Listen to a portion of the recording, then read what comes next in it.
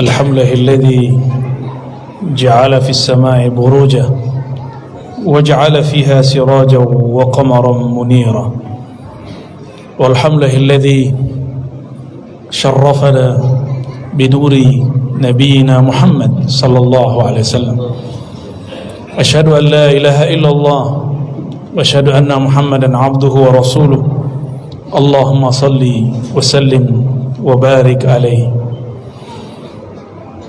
أما بعد أوصيني وإياكم أيها المسلمون والمسلمات الحاضرون والحاضرات بتقوى الله فقد فاز المتقون اتقوا الله حق تقاته ولا تموتن وإلا وأنتم مسلمون فاتقوا الله ما استطعتم واسمعوا وأطيعوا وأنفقوا خيرا لأنفسكم ومن يوق شح نفسه فأولئك هم المفلحون وقال أيضا إن الله ملائكته يصلون على النبي يا أيها الذين آمنوا صلوا عليه وسلموا تسليما فنقول لبيك اللهم صل على نبينا محمد.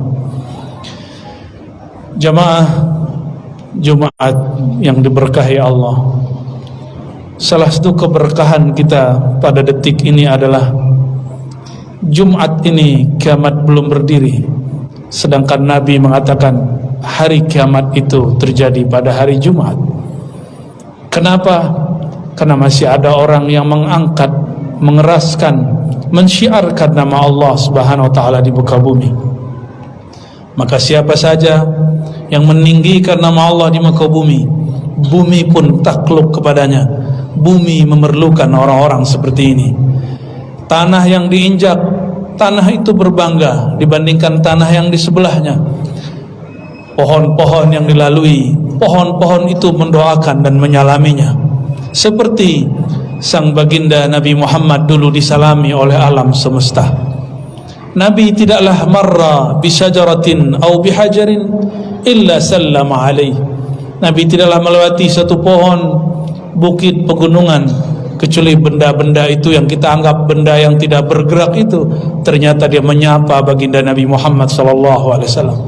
Maka sungguh aneh mengaku ikut Nabi Muhammad SAW, tapi keberatan menyapanya dan mengatakan Assalamualaikum ya Nabi Allah. Maka perbanyaklah majlis-majlis yang banyak menyapa Rasulullah sebagai bentuk cinta dan sekaligus malu kepada makhluk-makhluk Allah Subhanahu wa taala. Jemaah Jumat dimuliakan Allah, tadabbur Quran kita pada Jumat siang ini, surah Al-Furqan surat 25 ayat 62, 63 dan selanjutnya. Di ayat 62 Allah Subhanahu wa taala bercerita mengenai apa tujuan Dia menciptakan siang dan malam. Siang dan malam itu hanya sebutan mengenai kumpulan waktu. Terbit matahari sampai terbenam matahari, waktu ini disebut dengan waktu siang, ditandai dengan terbitnya matahari. Jika dibagi lagi, ada pagi, ada duha, ada istiwa. Istiwa itu tadi sebelum zuhur beberapa saat, sebelum Jumat beberapa detik, disebut waktu istiwa, waktu matahari tepat di atas kepala. Di saat itu dimakruhkan sholat kecuali hari Jumat. Di hari Jumat dibolehkan, bahkan tetap dianjurkan seseorang sholat ketika masuk masjid. Ada lagi waktu tergelincir disebut zuhur. Waktu lebih panjang lagi bayang-bayang kita di sore hari disebut asar. Dibagi seperti itu. Jika dibagi lagi ada jam, ada detik. Tapi kita hari mengira yang disebut waktu itu adalah jam. Bukan. Waktu yang sebenarnya adalah satu nafas kita tarik, satu nafas kita keluarkan. Itulah waktu yang terdekat. Dan Allah mengatakan la tasubbud dahr, jangan pernah mencaci maki waktu. Anad dahru, akulah sang pengatur waktu, akulah sumber semua waktu.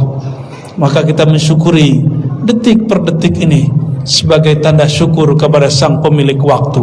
Boleh juga disebut Allah itu sang waktu. Dialah yang menyebut dirinya ana dahru, akulah sang waktu itu. Apa kata beliau? Kata Rasulullah melalui firman ini, Nabi mengatakan, jangan kamu caci angin, jangan kamu caci ketika ada debu menempel, jangan katakan sial, karena orang yang sering mengatakan sial, hidupnya akan menjadi sial. Ana 'inda dhanni 'abdi, aku berdasarkan persangkaan hambaku. Ketika ada sahabat Nabi lagi duduk di masjid, ada majlis, tiba-tiba debu berterbangan, dibawa oleh angin, lalu mereka mencaci maki angin. Kata Nabi, la tasubur rih, jangan caci maki angin, fa innaha ma'murah, karena sang waktu memerintahnya dan dia diperintah. Maka kita nikmati, semakin menikmati, mensyukuri detik per detik, maka inilah yang disebut syakura atau syukura. Maka di ujung ayat dikatakan, wa huwa alladhi ja'ala al-laila wan-nahar khilfatan, dialah yang menjadikan siang dan malam bergantian, khilfah. Maka kata khilafah, khalifah itu artinya pergantian. Khalifah berarti pengganti yang sebelumnya. Nabi itu bukan khalifah, Nabi itu Rasulullah. Yang disebut khalifah orang yang menggantikannya. Maka tidak benar orang yang mengatakan Nabi ini membuat khilafah. Nabi itu lebih tinggi dari khilafah. Khilafah produk sahabat, sedangkan Nabi, beliau membawa risalah dan nubuah yang lebih tinggi dari segala-galanya. Liman arada ayyadzakkara au arada syukura. Untuk apa waktu itu? Hanya dua saja. Level paling bawah, yadzakkara, orang itu mengambil peringatan, mengambil pelajaran, disebut yadzakkara, berzikir, mengingat sang waktu. Mengingat sang waktu ada yang bentuknya mahdhah, formal, salat, zikir, baca Quran. Ada yang bentuknya spiritual, kerohanian. Apapun pekerjaannya, apapun aktivitasnya, dianggap itu sebagai amanah, maka dia tidak pernah korupsi waktu, apalagi korupsi materi. Dia selalu adil, dia selalu menjaga apa yang Allah titipkan melalui hamba-hambanya. Orang ini juga disebut yadzakkara, dia ingat kepada Allah Subhanahu wa taala. Yadzakkara, mengingat kehebatan Allah, mengingat ancaman Allah. Tapi ada yang kedua, au arada syukura, atau menghendaki syukur. Apa arti syukur? Rasa terima kasih. Syukur itu bukan kita mengatakan alhamdulillah dengan lisan semata. Rukun daripada syukur dimulai daripada qalbu. Ketika qalbu memandang semua yang terjadi ini diatur dengan baik oleh Allah, itulah yang disebut hamba yang bersyukur. Jangan-jangan kita masih belum bersyukur, kita masih menyalahkan siapa-siapa. Cobalah lihat di dunia kerja, cobalah lihat dalam hidup bernegara. Orang hari ini semua orang jadi pengamat, hatta orang yang gak pernah kuliah politik pun bercerita, mengkritisi. Dia tidak pakar tapi dia berbicara. Sedangkan itu adalah pantangan baginda Nabi Muhammad SAW. Beliau mengatakan, perhatikan, idza wussidal amru ila ghairi ahli fantazir as-saah. Jika suatu urusan diserahkan, dikomentari, diamati, diurus oleh yang bukan ahlinya, tunggulah as-saah, waktu kehancuran. Maka kenapa masjid jadi rusak? Karena pengurus masjid mengurusi fatwa. Pengurus masjid jika bukan alim, jangan urus fatwa. Jamaah bukan orang alim, jangan urus fatwa. Fatwa urusan ulama. Fatwa itu dengan neraka cuma satu hijab saja. Keliru dengan sengaja, tidak insaf di situ, dia langsung kakinya di neraka Allah. Nauzubillah min dzalik. Maka kita betul-betul hati-hati. Itulah yadzakkara. Lain dengan syukura. Syukur ini memandang keindahan Allah. Orang-orang ini hidupnya penuh dengan rahmah, kasih sayang. Sedangkan yang pertama penuh kehati-hatian karena rasa takut. Lalu Allah mengatakan wa ibadur rahman, hamba-hamba Allah yang rahman. Ibad jamak daripada abdun, hamba-hamba, ciptaan-ciptaan. Lalu Allah memberikan namanya di belakang nama hamba ini, hamba-hamba yang bergantung kepada Rahman-Nya Allah. Apa beda Rahman dengan Rahim? Rahman itu menyayangi makhluk tak terbatas, sedangkan Rahim itu kasih sayang Allah khusus untuk kekasih-kekasihnya. Itu perbedaan Rahman dengan Rahim. Ibadur Rahman karena dia bergantung dengan Allah yang menyayangi semua makhluk tanpa terkira, baik yang menyembahnya ataupun yang menentangnya, tetap Allah berikan setetes kasih sayang, apalagi yang menyembahnya. Mereka yang bergantung dengan nama ini tidak pernah sombong kepada siapapun, hatta kepada orang yang menentang Allah Ta'ala. Maka disebutkan di dalam ayat ini, alladzina yamshuna 'alal ardi hauna. Mereka itu ciri-cirinya, ciri-ciri kekasih Allah Ar-Rahman, dia berjalan di muka bumi hauna, dengan penuh kehinaan, tidak pernah merasa dirinya lebih alim, lebih benar ajarannya, lebih bagus manhajnya, mazhabnya, alirannya. Tidak pernah. Dalam hatinya dia mengatakan, ya Rabb, jika ada makhluk paling hina menurut manusia, akulah itu ya Allah. Inilah mereka ibadur Rahman. Mereka lah wali-wali Allah di muka bumi, meskipun dia bukan ustad, bukan ulama, bukan pengurus masjid, orang yang mungkin tidak dikenal, tapi di kolbunya ada rasa hauna, merasa hina di hadapan Allah, karena dia mengatakan, ya Rabb, mungkin orang memujiku karena kelihatan solehah, tapi batinku Engkau maha tahu. Di dalam pikiranku, dalam diriku ada nafsu yang liar yang tidak sanggup aku kendalikan. Masing-masing kita tahu itu, bahwa di dalam diri kita ada serigala yang luar biasa, ada syahwat yang betul-betul meluap, tapi kita tutupi dengan pakaian-pakaian kesolehan. Mereka karena sadar diri mengatakan, kami hamba yang hina. Wa idza khatabahumul jahiluna, jika orang-orang jahil yang suka komentar, maka lafaznya selalu khatabah. Dan memang dari dulu orang yang tidak berpengetahuan itu suka berkomentar, dan ciri-ciri orang alim, dia berkomentar sesuai saatnya. Apa kata mereka jika dikomentari orang jahil? Salama. Inilah lafaznya, qalu salama. Apa arti salama? Jika orang melemparkan tai kepadanya, kotoran kepadanya, dia tidak membalasnya dengan kotoran. Al-Quran mengajarkan idfa billati hiya ahsan. Jika kamu diserang, dicaci maki, dikata-katai, jangan balas dengan hal yang sama, berarti kamu sama dengan mereka. Tapi qalu salama. Salama bara'atun min kulli syarrin, bara'atun min kulli auratin, terlepas kata-katanya, sikapnya dari kata-kata yang kasar, kata-kata yang hina, kata-kata yang kotor. Masih ingatkah kita kisah Nabi SAW berjalan dengan istrinya tercinta Sayyidatuna Aisyah radhiyallahu taala anha? Ketika berjalan, tiba-tiba Yahudi yang dalam hatinya ada kebencian membuli Rasulullah dengan salam yang tidak pas. Assalamualaikum. Hadis sahih Muslim, dan hadis ini mengabadikan bagaimana kisah Sayyidatuna Aisyah ketika suaminya dibuli, dicaci maki oleh seorang Yahudi. Nabi hanya menjawab waalaikum, tapi Sayyidah Aisyah dan hadis yang lengkap mengatakan alaikumussalam wal la'nah. Riwayat ini jarang disebutkan, kita hanya potong di kalimat alaikum. Apa jawaban Sayyidah Aisyah? Justru kalianlah yang terlaknat dan sial. Assalamualaikum artinya sial bagimu hai Muhammad. Dasar kamu orang terhina hai Muhammad, orang sesat hai Muhammad. Bagi ahli kitab, Nabi Muhammad itu sesat karena dianggap didatangi oleh setan. Orang-orang Yahudi memusuhi Sayyidina Jibril dan menganggapnya sebagai iblis yang terkutuk. Maka Nabi Muhammad, Nabi Isa bagi Yahudi dianggap sebagai aliran sesat, kelompok membawa ajaran baru yang menyimpang.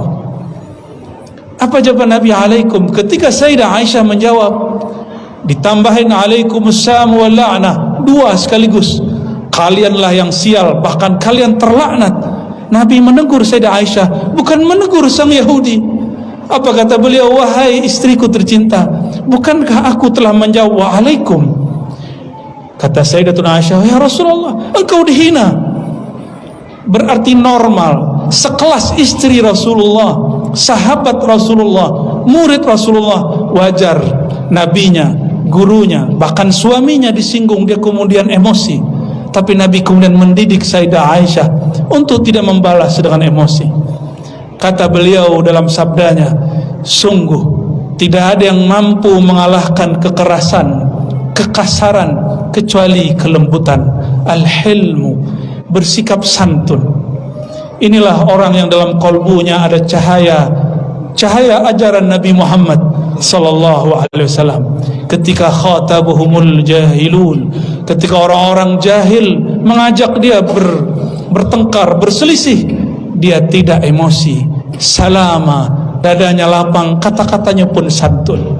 Maka siapa saja yang mengurus masjid, mengurus majelis, jika ada yang tidak senang, jangan pernah menanggapinya dengan emosi.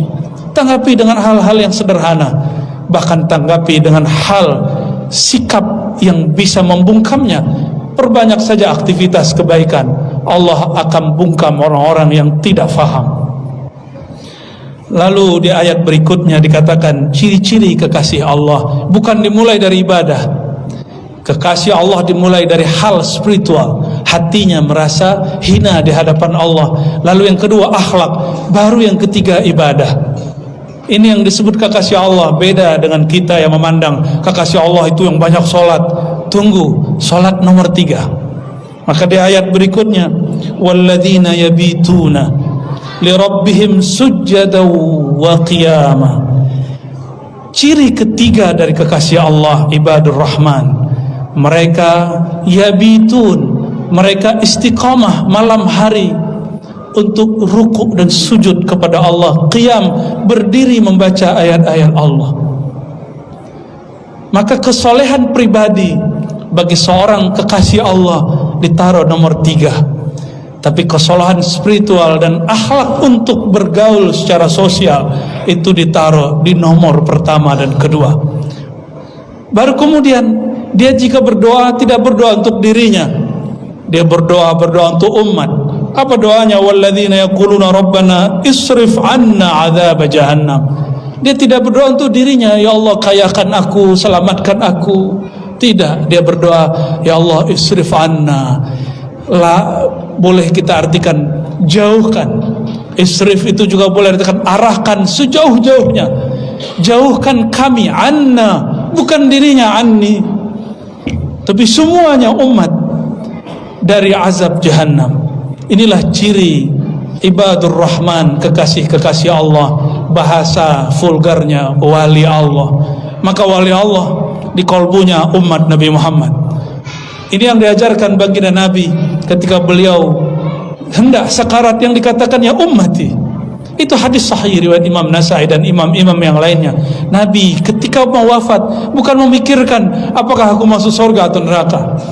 Yang dipikirkannya bagaimana nasib umatku.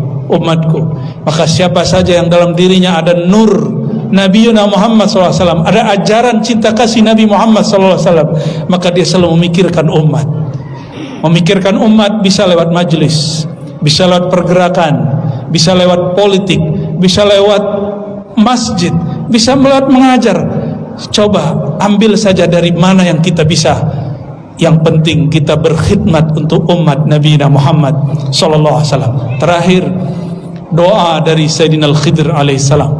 Beliau berdoa yang disebut doa para awliya.